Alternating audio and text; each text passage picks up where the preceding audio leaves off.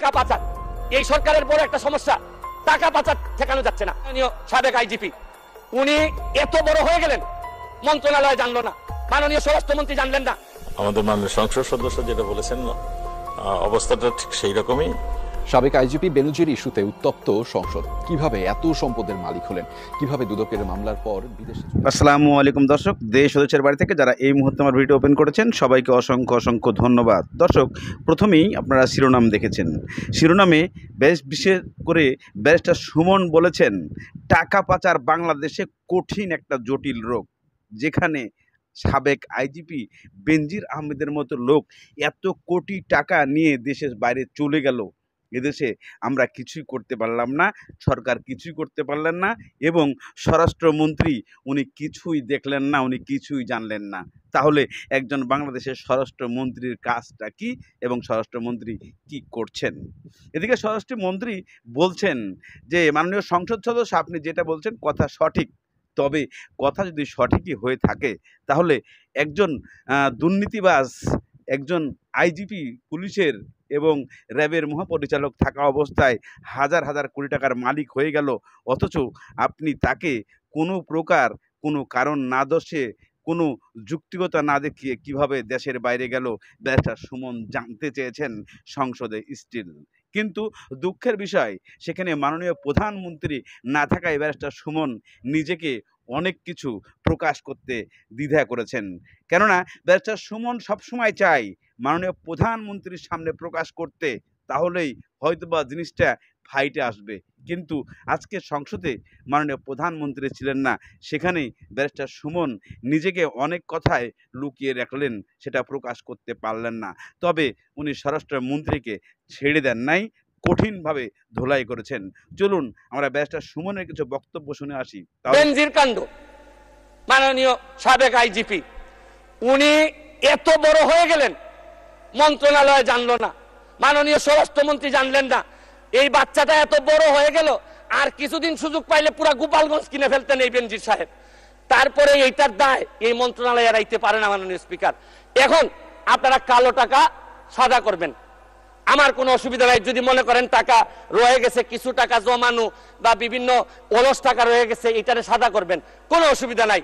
কিন্তু এই সাদা করার মধ্য দিয়া বেনজির আর মতিউরের টাকাও যদি সাদা হয়ে যায়, আর এদের ভবিষ্যৎ প্রজন্ম উত্তরাধিকার, আদর্শের উত্তরাধিকার যারা, তাদের টাকাও যদি সাদা হয়, তাহলে এই সময় শেষ, 1 মিনিটে শেষ করুন মাননীয় স্পিকার। এরপর আমি বলতে চাই, মাননীয়, আমি সিলেটের মানুষ, আমার সিলেটে আমি যখন বক্তব্য রাখতেছি লক্ষ লক্ষ মানুষ পানিবন্দী।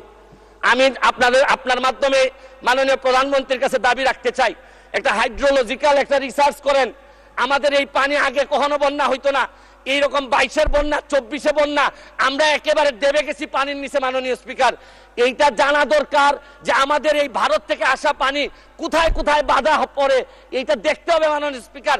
অনেকে সন্দেহ করে মিঠামইনের রাস্তাও আমাদের এই দুর্ভোগের কারণ। যদি হয় এইটারও মডিফাই করতে হবে, কারণ একটা জেলারে আপনি সৌন্দর্য দিয়ে আরেকটা জেলা ডুবাই দিতে পারেন না মাননীয় স্পিকার। আমি হাইড্রোলজিক্যাল স্টাডি এবং এই স্টাডির ফলাফল আমাদের সামনে নিয়ে আসার জন্য দাবি জানাচ্ছি মাননীয় স্পিকার। মাননীয় স্পিকার, একজন সংসদ সদস্য আমার ব্যাপারে অভিযোগ তুলছেন যে আমি যে বরাদ্দ পাই এইটা ফেসবুকে দিয়ে দিছি, 25 কোটি টাকার কথা বলা হয়েছে। আমি বরাদ্দ, মাননীয় সদস্য, আজকে বক্তার তালিকা অনেক বড়, 1 মিনিটে শেষ করুন। আমি বলতে চাই যে আমি যত বরাদ্দ এই পর্যন্ত পাইছি, আমি হচ্ছে কি এমপি হিসাবে ট্রাস্টি, এই টাকা জনগণের জানার অধিকার আছে।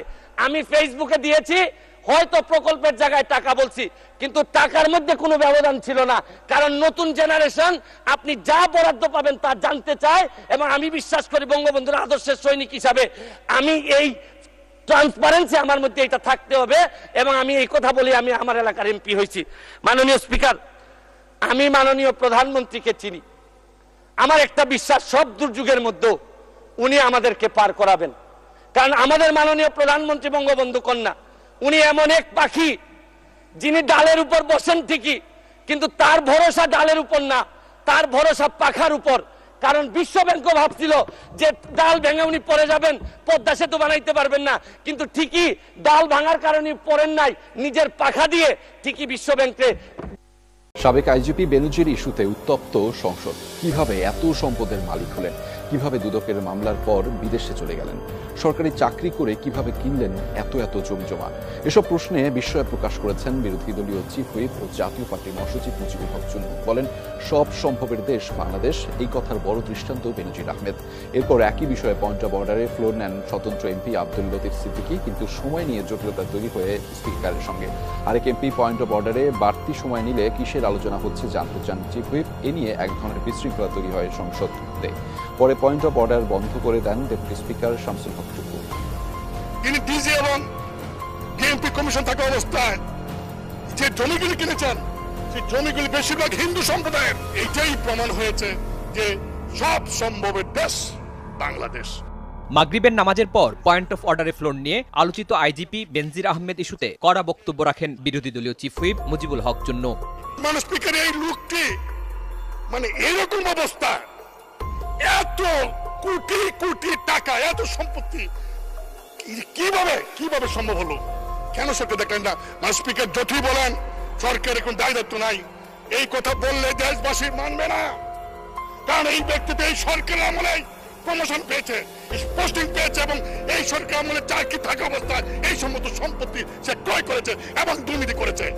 দুদকের মামলা থাকার পরও কিভাবে ব্যাংক থেকে এত টাকা উঠালেন, কিভাবে ইমিগ্রেশন পার হয়ে বিদেশ গেলেন, সেই প্রশ্ন তোলেন তিনি। দর্শক, ইতিমধ্যে আপনারা ব্যারিস্টার সুমনের বক্তব্য শুনেছেন এবং ব্যারিস্টার সুমনের পক্ষে এবার জয়েন্ট করেছেন। আপনারা সবাই জানেন যে বাংলাদেশের জাতীয় পার্টির একজন মন্ত্রী অর্থাৎ চিফ হুইপ চুন্নু সাহেব, উনি ব্যারিস্টার সুমনের পক্ষ হয়ে এবার লড়তে শুরু করেছেন বেনজিরের বিরুদ্ধে। উনি সংসদে দাঁড়িয়ে জোর গলায় বেনজির আহমেদের বিরুদ্ধে কথা বলেছেন। বেনজির আহমেদ কী ধরনের দুর্নীতি করেছে সেইগুলা উনি সংসদে তুলে ধরেছেন এবং ব্যারিস্টার সুমন যেভাবে বলেছেন সেইগুলা কি সাফাই গেয়ে গেছেন। তবে কি এবার নতুন করে হুইপ সাহেব বিশেষ করে ব্যারিস্টার সুমনের সঙ্গে যোগ দিয়ে উনি মাঠে নামছেন, নাকি এককভাবে সংসদের যুদ্ধ চালিয়ে যাচ্ছেন, সেটাই আপনারা দেখতে চান। কিন্তু এদিকে বেনজির আহমেদ কোনো তক্কাই করলেন না যে দুদক বর্তমানে তাদেরকে যে ডেট দিয়েছিল 6 জুন, সেখানে কোনো প্রকার তক্কা না করেই ওনারা চুপ করে বসে আছেন। তাহলে কি দুদকের করণীয় কিছুই ছিল না, নাকি কিছুই নেই? বাংলাদেশের একজন সবচাইতে বড় গডফাদার বেনজির আহমেদ, এই লোকটিকে কি করেছে আমাদের বাংলাদেশের প্রশাসন, কি করেছে স্বরাষ্ট্রমন্ত্রী, এই প্রশ্নগুলাই বারবার মনের মাঝে চলে আসে। এদিকে বিশেষ করে চুন্নু সাহেব বলেছেন যে যদি স্বরাষ্ট্রমন্ত্রী না জানে তাহলে উনি দেশের বাইরে গেছেন কিভাবে? তাহলে কি এর সঙ্গে স্বরাষ্ট্রমন্ত্রী জড়িত আছে, নাকি ব্যারিস্টার সুমনও এই প্রশ্নটা করেছিলেন? আসলে এর যুক্তিগতা শেষ কোথায় তা আপনাদেরকে জানতে আবারও রাসেল ভাইপার সাপের কথায় মন্তব্য চলে যেতে হবে। রাসেল ভাইপার সাপ চলে আসছে মাননীয় স্পিকার। এই সাপ আসার কারণে সরকারে যখন সাপ আসে প্রকৃতিতে বেজি থাকে, এই বেজি করে কি সাপরে নিয়ন্ত্রণ করে, কিন্তু এই সরকারে দেখা যাচ্ছে বিভিন্ন জায়গায় রাসেল ভাইপার আছে কিন্তু বেজি ওই পরিমাণ নাই যে এই সাপরে ধরবে। মাননীয় স্পিকার, আপনি দেখেন এই আমাদের প্রতিষ্ঠানগুলা কত দুর্বল হয়ে গেছে। আমাদের প্রতিষ্ঠান, একজন ভদ্রলোককে দুদক ধরতে পারে নাই, একজন ভদ্রলোককে এনবিআর ধরতে পারে নাই, বাংলাদেশ ফাইন্যান্সিয়াল ইন্টেলিজেন্স ইউনিট ধরতে পারে নাই, আর এনবিআর এর মতিউর রহমানকে ধরলে একটা ছাগল ছাড়াই এই লোককে তো আপনি আনতেই পারতেন না।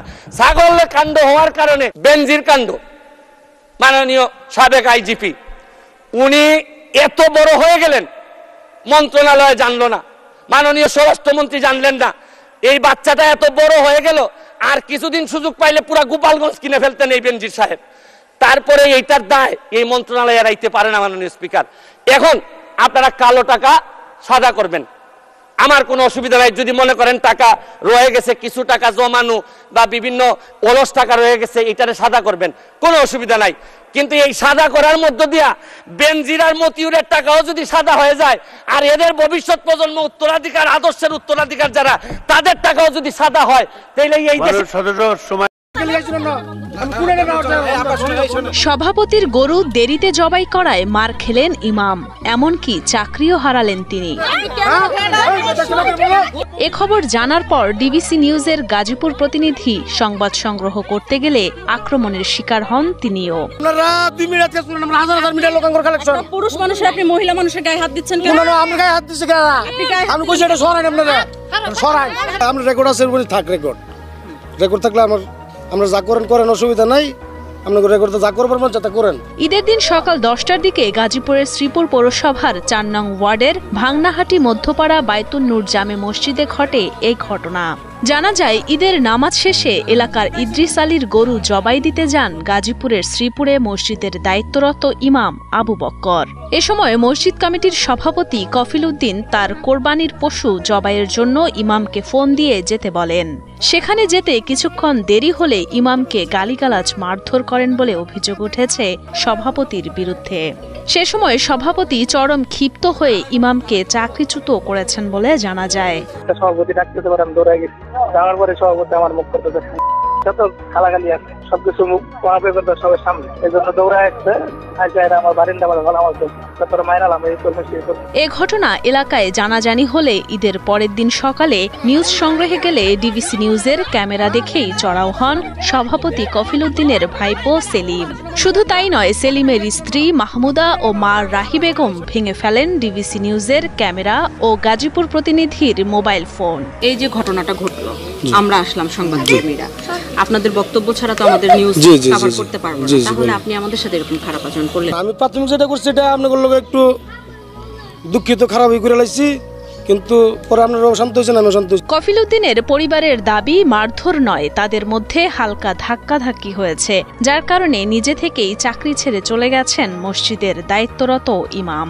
মসজিদে ভালো একটা হুজুর পাই না, যে হুজুরা 2 দিন পরে পরে জায়গা বালা ব্যবহার করে না। হুজুর মানুষের বালা ব্যবহার করে, অনেক আঙ্গুর একটা বালা হুজুরের দরকার। কথা মতন আমরা যেভাবে কমিটিরা যেভাবে কথা বলে এভাবে চালিত না। দর্শক, ইতিমধ্যে আপনারা সমস্ত ভিডিওর অংশগুলো দেখে চলে এসেছেন। লাস্ট ভিডিও অংশে আপনারা ছোট্ট একটা ক্লিপ দেখেছেন। হয়তো এখানে একজন ইমাম সাহেবকে মারা সভাপতি, ওনারা হয়তো ঘটনাটা আপনারা আগেও দেখেছেন, তা বাস্তবতা আপনারা হয়তো অনেকেই বুঝতে পারেন না। মূলত এই ব্যক্তি হচ্ছে একটি মসজিদের সভাপতি। উনি কুরবানির সময় যখন সবাই কুরবানি দেওয়ায় ব্যস্ত, তখন হুজুর হয়তো অন্য জায়গায় একজনের কুরবানির গরু জবাই করতে গেছিলেন। সেই জায়গায় যখন এই ব্যক্তি, বিশেষ করে সভাপতি, ফোন দিয়ে পায় নাই, তার কুরবানি দিতে দেরি হয়েছে, তখন ইমাম সাহেবকে সে গালিগালাজ করে চাকরি থেকে বরখাস্ত করেছে এবং ক্যামেরাম্যানকে মারধর করেছে।